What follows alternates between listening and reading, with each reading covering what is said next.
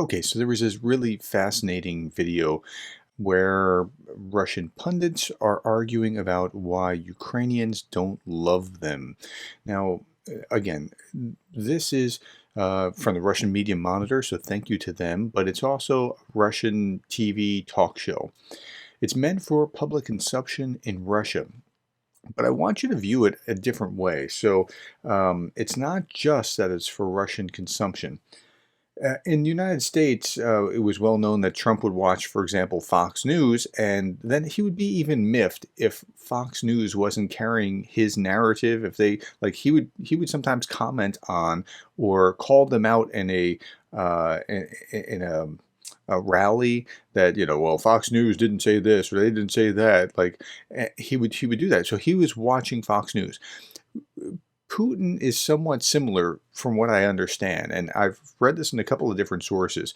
So now he's not very internet savvy. He requires people to still be COVID screened for a week before they see him, and then maybe he's kind of relying on this. So there's a feedback loop here with these Russian state TV talk show kind of shows and Putin just as much as there is to the people. So if you see it in that light, like they're speaking to him, trying to get daddy's approval, it's a different experience than if you just see it as them saying this stuff for public consumption. So I want you to see it on that level.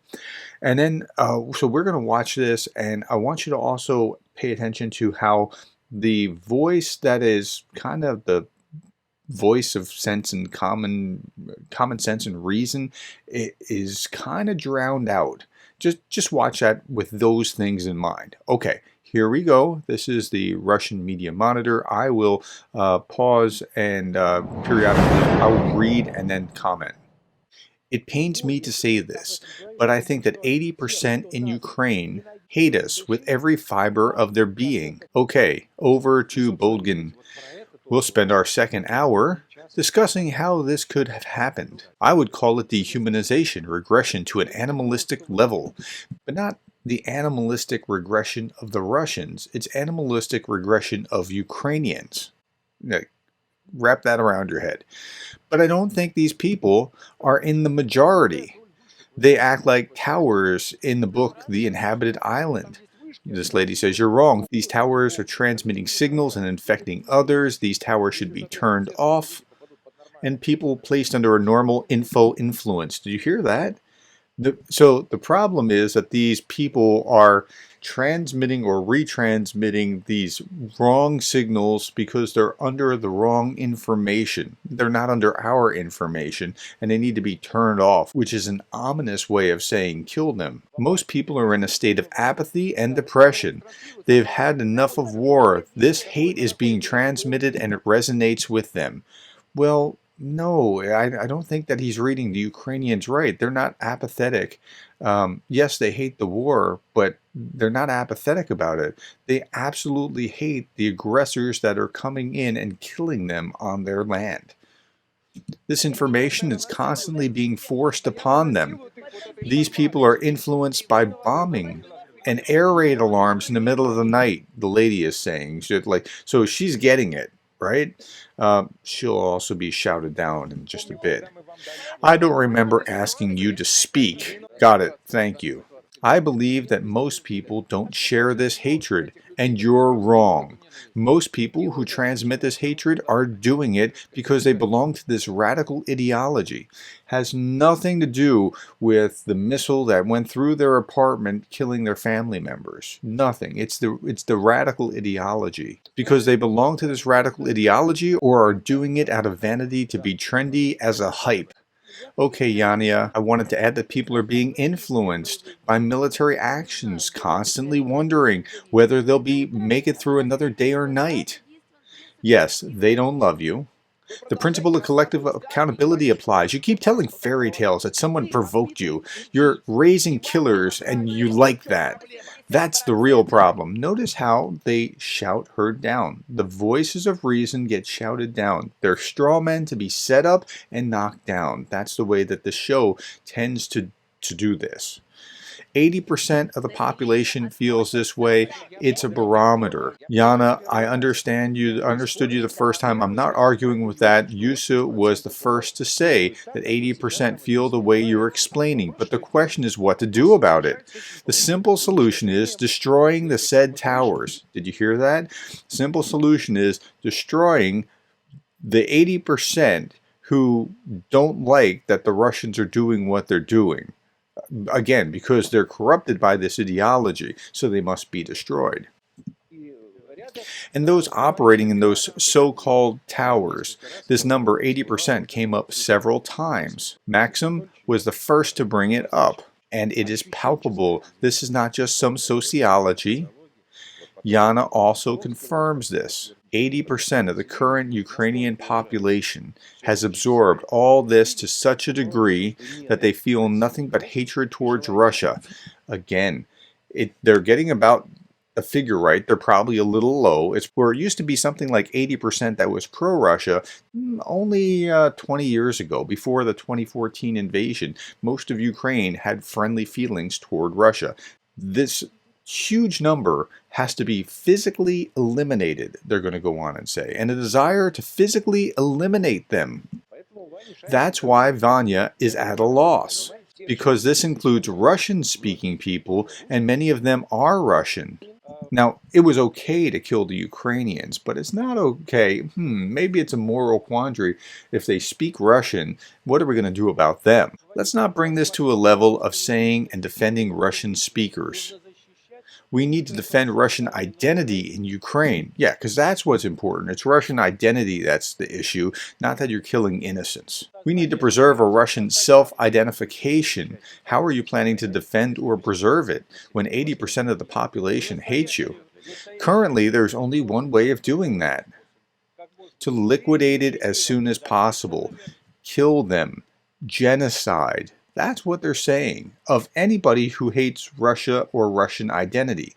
But you see, you created the hatred of Russia and Russian identity when you, in 2014, entered the country, and in 2022 came in an even bigger way. And you started killing their family and breaking their stuff. So that's kind of what happened. Okay, to liquidate it as soon as possible.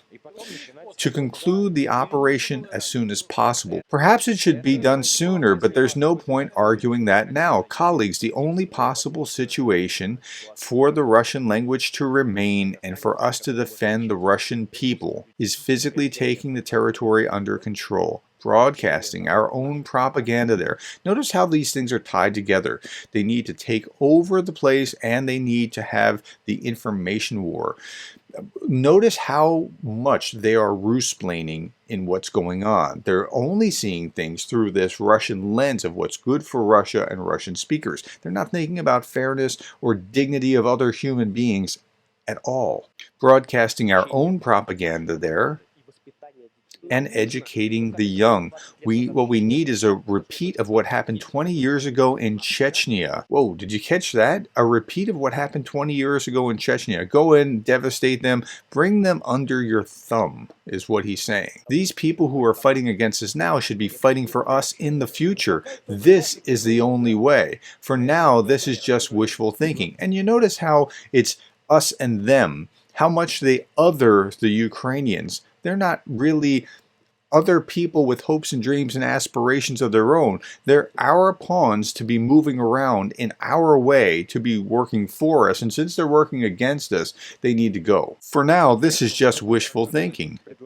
What do you mean? This is a correct aspiration. Maybe it's time to get your head out of the clouds. It's important not to break with reality. Hold on, just a second. Why are you pestering this young man? What did he say wrong?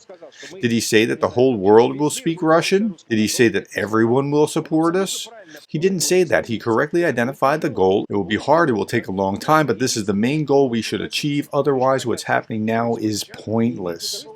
How fast can we achieve it at this rate? That's the conversation that they're having on state TV, not only for the people, but again, to reinforce to Putin.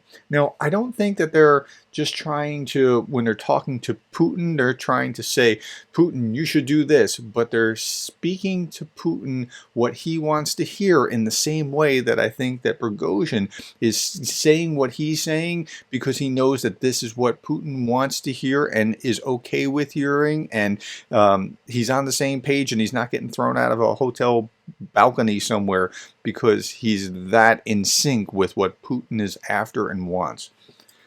And so the way that they're going about doing it is really fascinating, right? All that they seem to understand is force. It makes me think of, I'm wearing this t-shirt. I don't know if you can see it. It says, one of my children gave it to me. It says leadership. It's about lifting others up, with Darth Vader reaching his hand out like that, right? Like that's how they're trying to lift the Ukrainians up. Knuckle under or else. And I think that's really a good sense of how the Putin regime, I'm going to use the term the Putin regime since the Russians use the term the Kiev regime.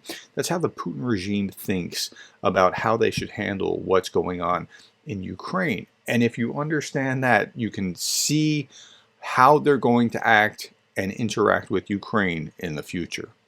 I hope that helps you have a little bit more context to what's going on in the war in Ukraine. Thank you in advance for liking, for the algorithm, and for sharing this with people who need to understand it. I've had a couple of you now tell me that, and I deeply appreciate that, for those of you who told me this, that a friend, a relative, a loved one, somebody that you shared some of my videos with has come around, and I'm so gratified to know that that has been helpful.